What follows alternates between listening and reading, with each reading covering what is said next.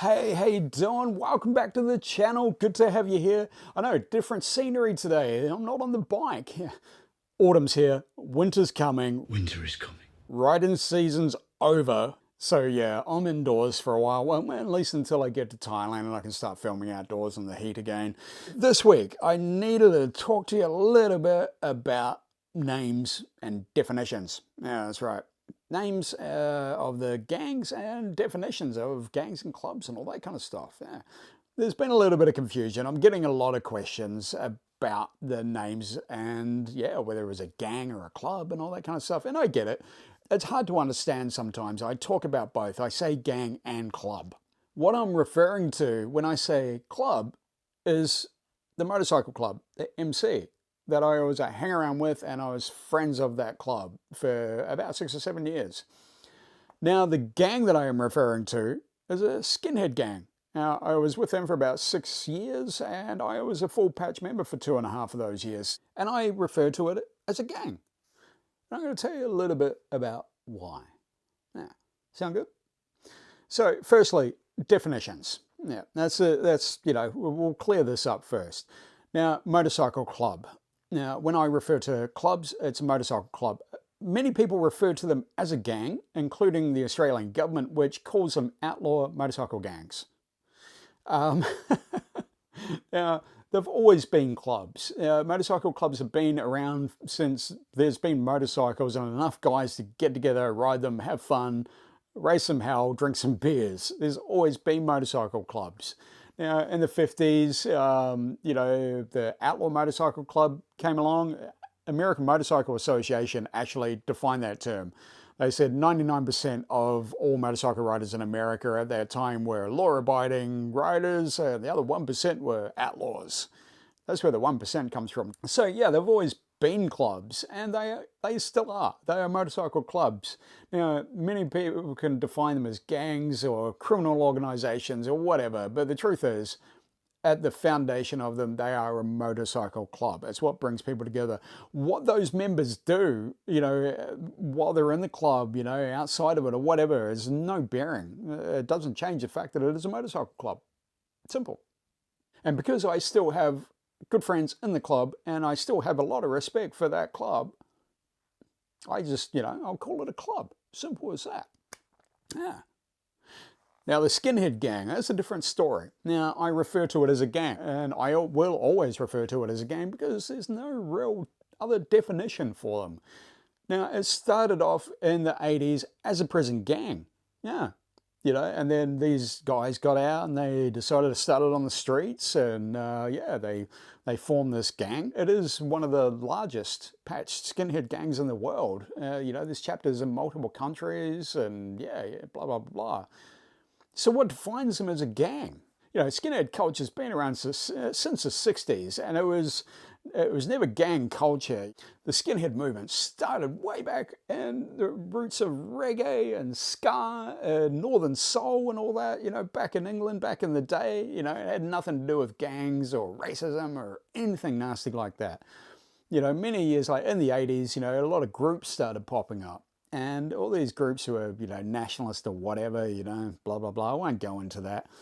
But they started getting together, and it was a bunch of angry dudes, just disenfranchised, hated the world, hated everyone, and they started getting together in groups, gangs, essentially. And because their sole purpose was just to inflict violence on so many people.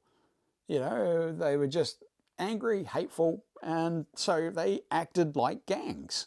And in fact, in the 80s, there was a really well-known skinhead gang in the UK. It was the Weetabix Skinhead Gang. So yeah, skinhead gang. A lot of them have tried to legitimize what they do, and the gang that I was with adopted membership structure similar to an MC. They have prospect periods, they have patches, they have full members, all that kind of stuff. The biggest problem with the way they're doing it is they have a concept called leaderless resistance.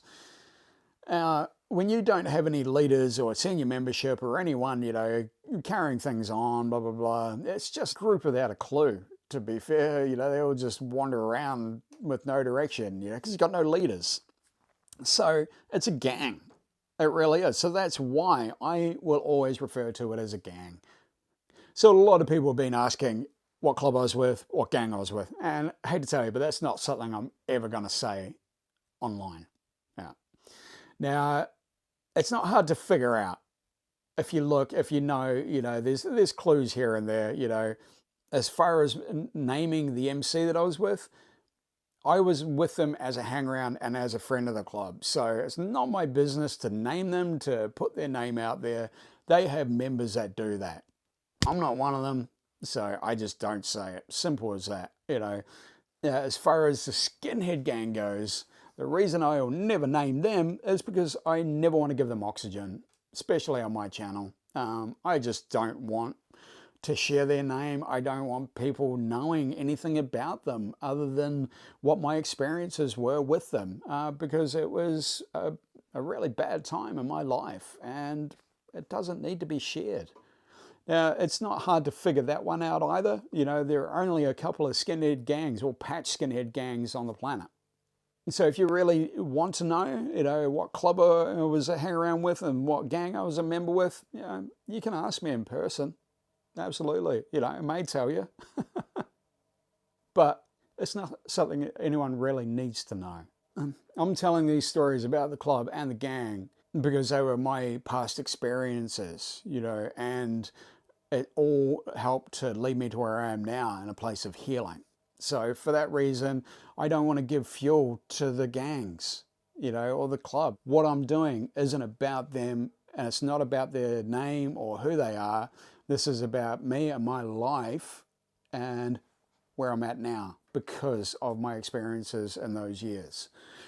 Hopefully that'll clear a few things up. I'm sure I'll still get asked that question, and that's okay. I appreciate everyone's questions always. You guys have been absolutely amazing. But just a short video this week. I've got another really good video coming up for you on Sunday, and it's how I found peace. That's right. Going from chaos to zen and how to find peace after gang life. Quite an interesting one, quite revealing. So I hope to see you there. And as always, if you want to give us some support, there's many different ways you can do it, and the link's below. Head over to my Redbubble if you want to buy some merchandise. I have new designs going up every week. Yeah, that's right. Heaps of new stuff. And as always, channel's powered by coffee. If you want to buy me a coffee so I can just keep talking like this all the time, head to my Buy Me a Coffee and shout me a coffee. And thank you so much, everyone that has so far. Oh man, I tell you what, I'm going to be living on coffee. 24/7 soon. Much appreciated. But thanks all, as always. Please feel free to give us a big like, subscribe down below, and hit that little bell to get notified. And you'll be seeing new videos from me every week. Thursdays and Sundays by the looks of it. So I'll see you on Sunday. Have a great day, everyone. Peace out.